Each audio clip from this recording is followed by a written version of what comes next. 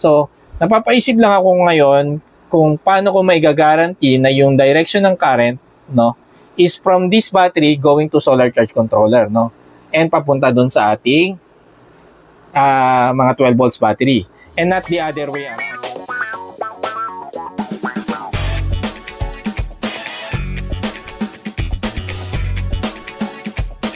Ito na nga guys, so nandito na naman tayo sa ating panibagong game plan. So alam nyo naman guys na na-explain ko na sa inyo kung bakit tinawag natin na subcontroller itong dalawang EP-Ever solar charge controller, no? Kasi ang input power nila is hindi talaga galing sa solar panel, kundi galing siya doon sa na-harvest ng ating SRNE papunta dito sa battery to, dito sa ating 24 volts na battery, no? Diyan kumukuha ng input power yung ating dalawang solar charge controller para i-charge yung kanila lang mga battery, no? Kaya lang ngayon, syempre napapaisip tayo, no? Kasi ang ginawa lang natin dyan is from terminal ng battery na to, doon natin tinap yung input power ng ating PV terminal nito, no? Ng ating solar charge controller. So, napapaisip lang ako ngayon kung paano ko maigagaranti na yung direction ng current, no, is from this battery going to solar charge controller, no? And papunta doon sa ating mga 12 volts battery. And not the other way around, no? Iniisip ko kasi baka mag-reverse charging siya, no? Imbis na yung source natin is galing dito sa ating 24 volts battery papunta dun sa mga 12 volts is baka may mangyari just in case mag-fault yung ating EP-Ever. Wag naman sana, no? Ang ino-worry ko is magkakaroon ng reverse charging kung ang mangyari guys is ang magiging source ng power is babalik yung current niya from this 12 volts battery, no, papunta dun sa 24 volts battery natin, no. So yun ang napapaisip ako kung paano siya maiiwasan. And ayun nga guys, so nagbasa-basa tayo ng konti, no, kung ano magiging pwede nating solusyon na para ma-guarantee natin yung direction ng flow ng current is from that terminal block na ginawa natin, no. Yung terminal block na yan is nakakonect dito sa terminal ng battery na 24 volts. From that terminal block, paano natin magagaranti na yung direction ng current is from that terminal block going to solar charge controller? So, and ang naisip nating solusyon is gagamit tayo ng tinatawag na blocking diode or Schottky diode, no? Yung other terms sa kanya. So, ito siya guys, no? So, medyo siguro hindi natin makikita ng maayos dito sa ating camera, no? Pero yan siya, no? So, ang purpose ng blocking diode or Schottky diode is mag-guarantee na yung direction ng flow is yung gusto nating direction, no? So, ayon karaniwan, ito ay ini-install or ginagamit sa solar panel side, no? Para doon sa ating mga parallel strings, no? Kasi ang parallel strings ng solar panel is minsan pag merong faulty na solar panel is nag-a-act siya na load, no? Yung ating solar panel imbis na mag-provide siya ng power papunta sa ating solar charge controller is nag-a-act siya na load sa mga ibang solar panel. So, kumukuha siya ng power, imbis na yung power na yun is dire-diretso na lahat sa ating solar charge controller, ang nangyayari is kung wala kang blocking diode, nakukuha ng ibang panel yung power at nababawasan yung harvest natin, no? Konti na lang dumadating doon sa ating solar charge controller papunta sa ating battery. So, para maiwasan yon, pag may parallel strings ka sa solar panel side, gagamit ka rin itong Schottky diode or blocking diode. Pero sa case ng ating game plan, hindi natin ilalagay doon kasi ngayon, kung nakita nyo yung bago nating setup sa solar panel, wala akong parallel strings. So, naka-series lang yung dalawa kong setup, yung JA Solar at yung ating Bosca. Both series connection lang siya. So, hindi natin kailangan ng blocking diode doon. And, ayun, i-apply lang natin tong blocking diode on other part of our setup. So, yun nga naisip ko. Para mag-guarantee ko yung flow na na sa setup natin is from that battery, from that 24 volts battery, papunta dun sa ating EP-Ever solar charge controller, blocking diode ang gagamitin natin. Ito guys yung ating Schottky diode na gagamitin. So, meron siyang spec na 30SQ50. 30SQ50, no? Pag SQ guys, ito yung sinatawag na Schottky o ball blocking diode, no? Kung gusto niyo bumili nito, ito yung dapat niyo bilhin na type ng diode. SQ, yung may SQ dun sa kanyang spec, no? So 30SQ50, 30SQ050, no, to be exact, no. 30, yan yung kanyang current rating. So yung 50, no, yung nandito sa dulo na value niya yan, ayan yung kanyang voltage na kaya niyang i-handle, no.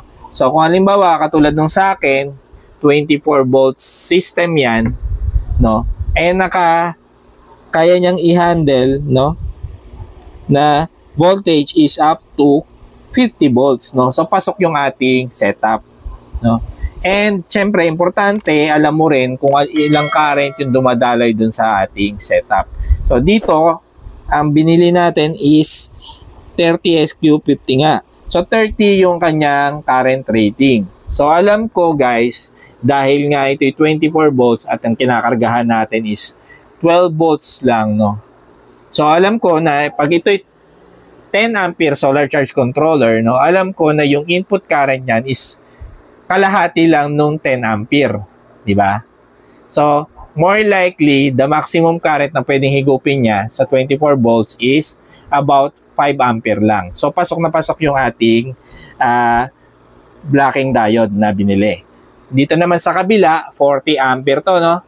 Maximum charging current ng ating 40 ampere solar charge controller is 40 ampere nga. So, ang input current niya is, kung 24 volts to at 12 volts yung kanyang kinakargahan, ang input current niya is dapat maximum lang ng up to 20 ampere, no? So, pasok pa rin, no? Kasi ito ay, ang ampere rating na ating diode na binili ay 30 ampere. So, gagawin na lang natin uniform kasi hindi naman siya kailangang sakto dun sa ating current, no? Importante lang, pasok siya dun sa range na ng ating diode, no? So, pasok siya sa 30 ampere at pasok siya dun sa 050 na voltage rating niya. Okay, may follow-up question kagad. So, paano naman kung ganito yung binili mo, 30SQ050, pero ginamit mo siya sa mas mataas na current na circuit or line, no? Sabihin natin 40 ampere yung dumadaloy na current. So, hindi mag-act ng normal to, masisira yung diode natin. And may possibility pa kasi high current siya, iinit ng gusto yung metal part niya. And possible na masunog, no? And paano naman the other way around, no? Pasok yung current pero yung voltage niya hindi pasok. So ano mangyayari?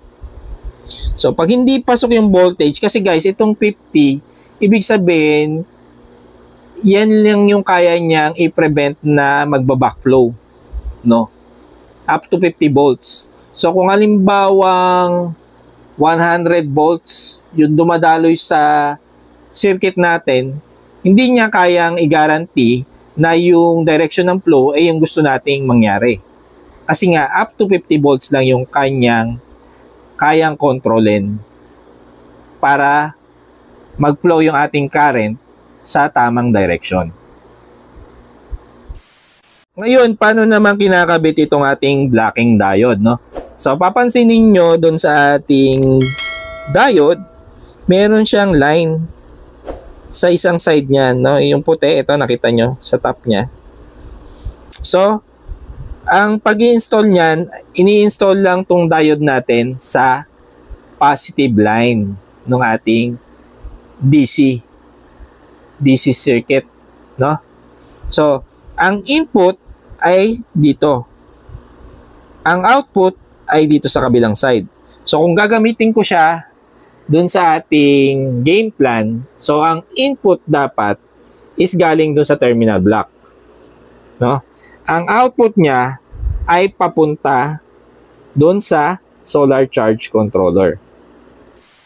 Ito guys, no, ito yung ating terminal block. So, ang source niya ng power is galing dito nga sa ating 24 volts battery. Then, ang kanyang output power is papunta sa ating solar charge controller.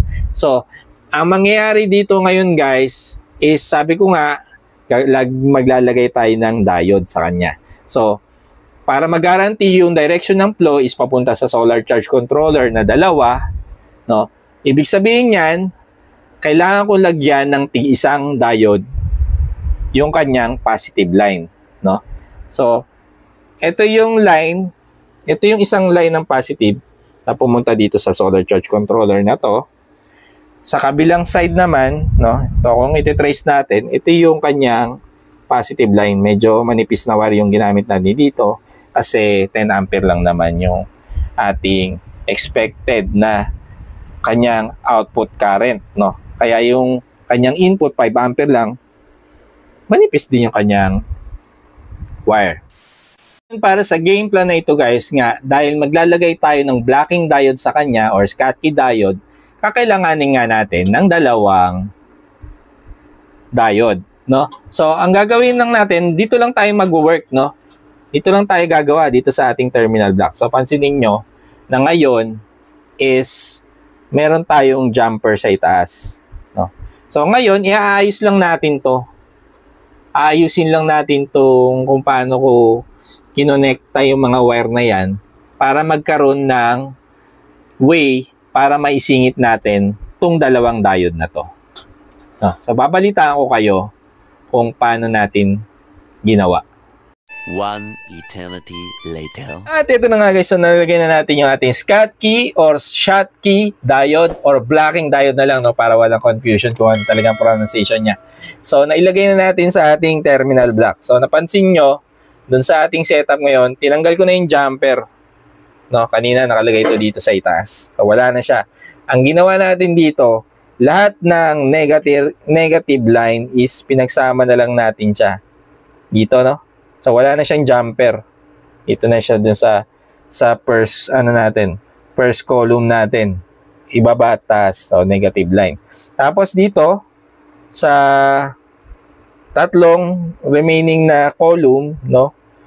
Dito nakalagay yung ating positive. So ang source niyan pala guys, no, galing yan dito, no, sa ating 24 volts battery. Ito yung source niya.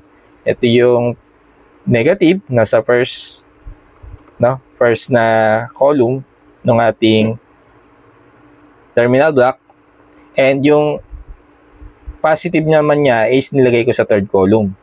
No, ito yung source natin, no, nasa baba. First and third column. And then pansinin niyo sa taas, instead na jumper, ang ginawa nating jumper, pang jumper sa kanya ay yung ating blocking diode, no. So ganun nga, ang installation niya guys is kung saan yung source, so nasa kabilang side niya yung silver bar na image, no. So dito sa kabila medyo nabura na guys oh. So hindi ko lang sure kung okay ba yung quality nung diode na nabili natin. So ite-test pa natin kung tatagal ito. Pero yun nga, nasa kabilang side yung kanyang silver bar naman, no. Kung nasan yung source ng ating power is nasa kabilang side dapat yung iyong silver bar. Ito ay papunta sa inyong load dapat, no, kung saan papunta yung current natin. Doon nakaturo yung bar. So ito nga siya. So yung isa, so from this source, no, na positive line, pupunta siya dito sa left side, papunta doon sa ating 40 ampere solar charge controller.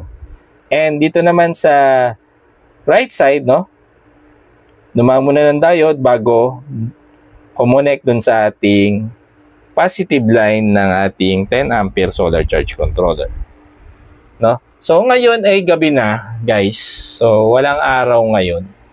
Kita nyo, night mode yung ating solar charge controller. Pasado alas 9 na. So ma-check pa natin ito kung gumagana siya ng maayos bukas. So kaya pala guys, Schottky yung blocking diode na ginamit natin dito is meron kasi din siyang feature na low forward voltage drop, no? Kasi pag dumadaan sa diode ang ating circuit is nagkakaroon talaga ng voltage drop. Pero yung Schottky diode is low forward voltage drop siya. Para sa ating game plan ngayon, ito pala yung ating wiring diagram. Bukas na umaga, i-check natin itong ating install na blocking diode kung gumagana siya, no? So, sa ngayon, ang gagawin muna natin, kasi baka late ako magising, ang gagawin natin is papatayin muna natin yung kanyang source ng power, no? Dito sa ating circuit breaker.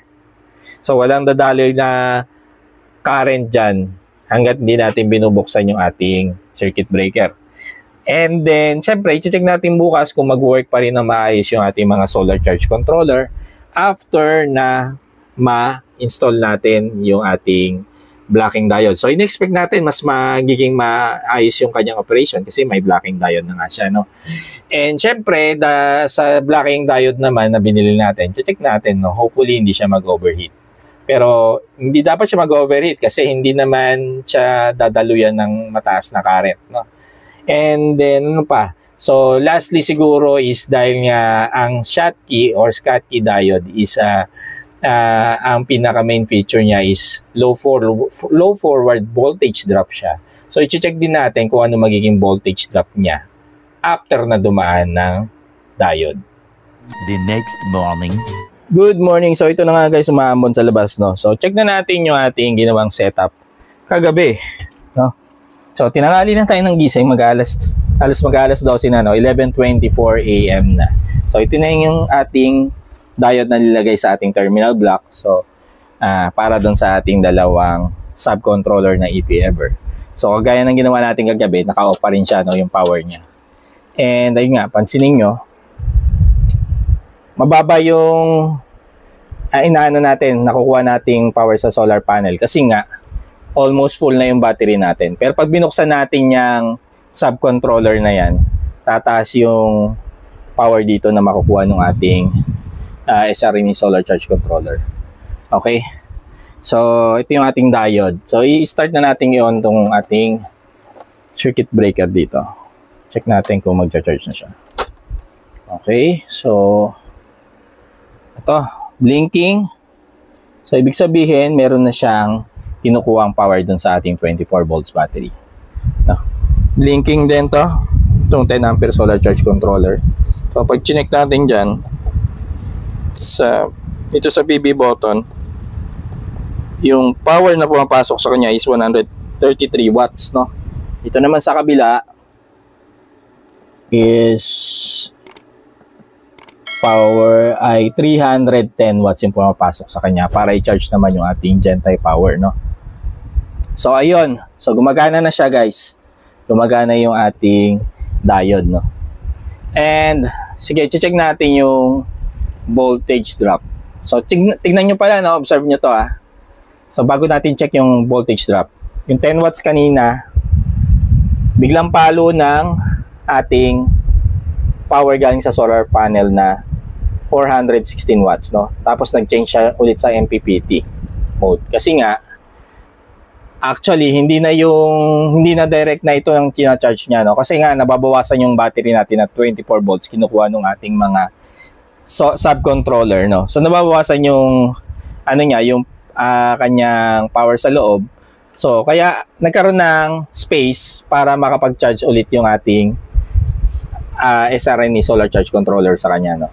So, biglang palo nung power sa solar panel, gawa ng ating subcontroller. So, check na muna natin tong ito, balik na tayo dito. Check na natin yung ating voltage drop dito sa ating Schottky, no? Or Schottky diode or blocking diode.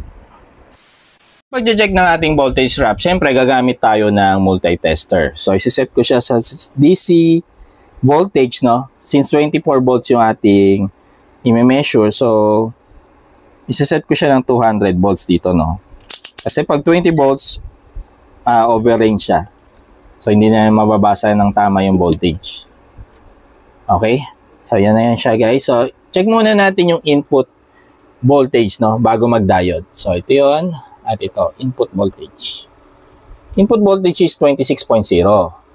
Then yung output niya, yan, after diode is 25.6. No, sa kabilang side na diode, 25.6 din. So, meron tayong voltage drop na 0.4 volts, no? Kung magbabasihan natin yung ating details na nakuha.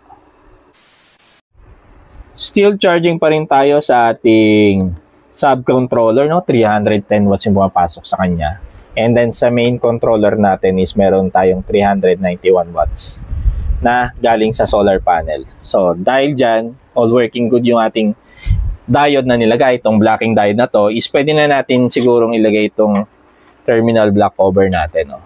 Kaya lang pala, ayun, no, may napansin ako sa kanya kasi nga, dahil ang ginawa nating jumper is yung diode, medyo exposed yung metal parts ng ating diode. So, siguro gagawa na lang tayo ng paraan para makoberan siya. So, hindi siguro advisable na lagyan siya ng something na shrinkable sleeve kasi baka lalo mag-init lang yung ating diode. So, siguro ang ilalagay ko na lang sa kanya is ito, no? Mica tube. No? Para lang mag-cover siya dito sa itaas, no? Yung metal part niya is matakpan natin. At the same time, dahil nga ito ay parang ano siya, no? Parang mesh lang siya. So, ventilated pa rin yung ating diode, no? So, hindi siya mag-iinit ng gusto.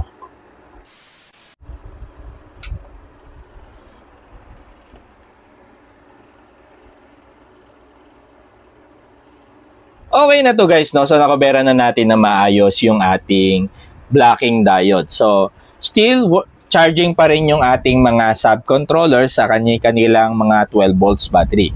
So, ngayon, nakakasigurado na tayo dahil nga nag-install tayo ng blocking diode, Schottky diode or Schottky diode, is maiiwasan na natin yung backflow. So, sigurado tayo ngayon na ang flow lang ng current is galing sa ating 24 volts battery going to the sub controllers.